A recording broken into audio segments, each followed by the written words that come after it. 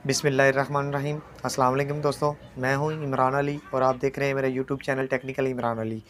दोस्तों, आज मैं आपको बताऊंगा कि कैसे आप 12 वोल्ट के छोटे से ट्रांसफार्मर से अपनी बैटरी का चार्ज बना सकते हैं। 3 एम्पेयर का आप अपनी बैटरी का चार्जर कैसे बना सकते हैं, उसके बारे में मैं आपको A to Z गाइड करूँगा। वीडियो में आगे बढ़ने से पहले मैं पहले की तरह तमाम नए आने वाले दोस्तों से गुजारिश करूँगा कि वो मेरे चैनल टेक्निकल इमरान अली को सब्सक्राइब कर लें और साथ ही लगे बेल के आइकन को प्रेस कर लें ताकि मेरी हर नई आने वाली वीडियो का नोटिफिकेशन आप तक सबसे पहले पहुंच सके।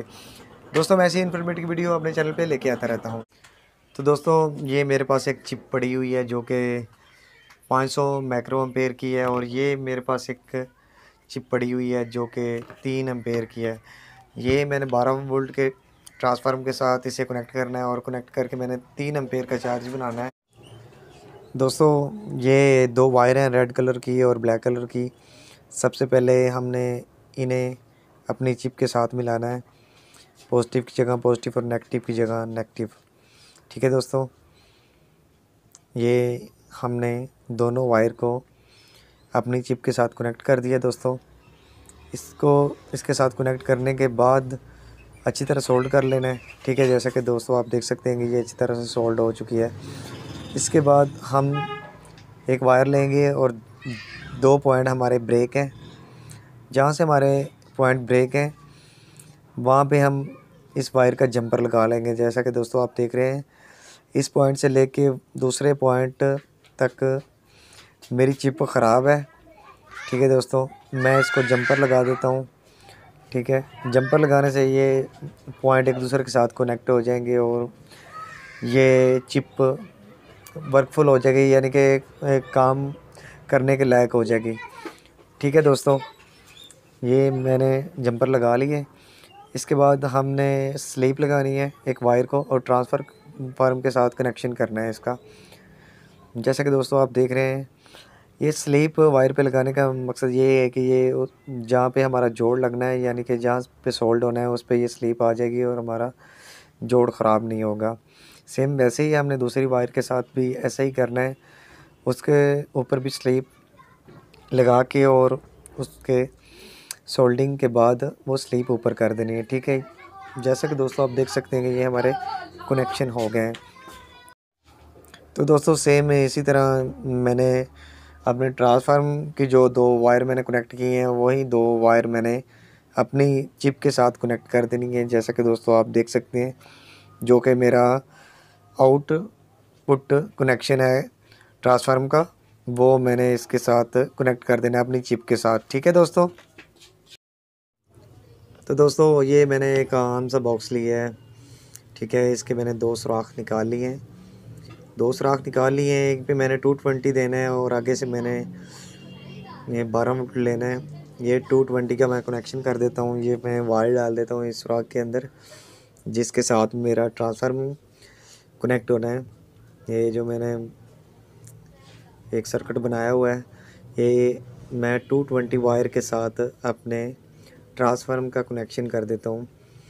इन दोनों वायर को मैंने आपस में अच्छी तरह मिला लेना है, इनको जोड़ लगा देना है और इसके ऊपर मैंने टेप कर देनी है ताकि ये शॉर्ट सर्किट की वजह से किसी नुकसान का बायस ना बने। देखो, सेम इसी तरह मैंने दूसरी वायर को भी पकड़ना है और इसके साथ मैंने जोड़ लगा देना है, अच्छी तरह जोड़ लगा के, ताकि जोड़ लूज़ होने की वजह से भी शॉर्ट सर्किट हो जाता है। और मैं अच्छी तरह से इसका जोड़ लगा देता हूँ और सेम इसी तरह मैं इस वायर पे भी टेप कर देता हूँ।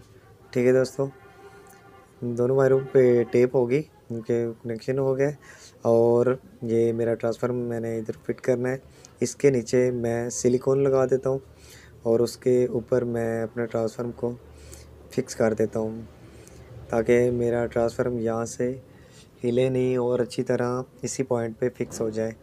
ठीक है दोस्तों, ये मैंने इसके नीचे सिलिकॉन लगा दी और मैं अच्छी तरह एडजस्ट कर लेता हूँ अपने ट्रांसफार्मर की, और इसके साथ भी मैं सिलिकॉन लगा देता हूँ। ठीक है दोस्तों, जैसा कि आप देख सकते हैं कि ये मैंने सिलिकॉन से अच्छी तरह से अपने ट्रांसफार्मर को एडजस्ट कर दिया है जहाँ जिस पॉइंट पे मैंने इसे एडजस्ट करना था। सेम इसी तरह ही मैं अपनी चिप को जिसके साथ मेरे वायर ट्रांसफार्मर की कनेक्ट है और जिससे मैंने चार्जिंग का काम लेना है, और आप इससे अपने सप्लाई का भी काम ले सकते हैं। यानी कि आप 220 से 12 वोल्ट का कोई भी पंखा या बल्ब वगैरह या कोई चीज़ भी आप इस पे चला सकते हैं। और दूसरा, आप इस पे अपनी बैटरी को चार्ज कर सकते हैं आसानी से। ये दोस्तों, ये 3 एम्पेयर का मेरा ये चार्जर का सर्किट तैयार हो चुका है। और ये मैं अपने चार्जिंग सर्किट की वायर जहाँ से मैंने सुराख दिया हुआ था, वहाँ से मैंने अपनी चार्जर सर्किट की वायर निकाल ली बाहर, और इसके साथ भी मैं सिलिकॉन लगा देता हूँ ताकि तार की खींच पड़ने से मेरे अंदर चिप्स के जो कनेक्शन है, जो सोल्डिंग है, वो क्रैश ना हो, वो टूटे नहीं। ठीक है दोस्तों, ये अब मेरा मुकम्मल तौर पे ये बॉक्स तैयार हो चुका है। अब दोस्तों, मैं इन वायर के आगे छोटे छोटे क्लिप लगा लेता हूँ जहाँ से मैं अपनी बैटरी को कनेक्ट करके चार्जिंग का काम लूँगा। ये आप देख सकते हैं कि मेरे हाथ में छोटे से क्लिप हैं। मैं ब्लैक के वायर के साथ ब्लैक क्लिप कनेक्ट कर देता हूँ। ठीक है दोस्तों,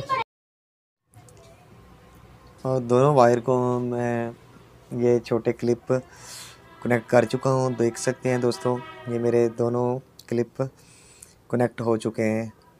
अब हम इसकी टेस्टिंग कर लेते हैं। ये मेरा मुकम्मल सेटअप, मुकम्मल सर्किट तैयार हो चुका है। अब हम इसकी टेस्टिंग, जैसा कि दोस्तों हमारा ये चार्जर कंप्लीट हो चुका है। अब हम इसकी टेस्टिंग कर लेते हैं कि ये हमें क्या रिज़ल्ट देता है, क्या इसके वोल्टेज आते हैं, तो कैसे वर्क करता है। ये दोस्तों, ये मैंने ये छोटे क्लिप पकड़ लिए दोस्तों, तो ये मैंने क्लिप लगा दी हैं और आप देख सकते हैं, मैं आपको क्लोजली दिखा देता हूँ कि ये हमारे 17.81 के करीब ये हमारा जो हमने चार्जर तैयार किया है, ये हमारे वोल्टेज शो कर रहा है। ये देख सकते हैं दोस्तों, ये मैंने क्लिप लगाए हुए हैं अपने मीटर के साथ, और ये आप एम्पेयर इसके वोल्टेज इजीली देख सकते हैं कि ये 17.80-82 के करीब ये वोल्टेज दे रहा है। ठीक है दोस्तों।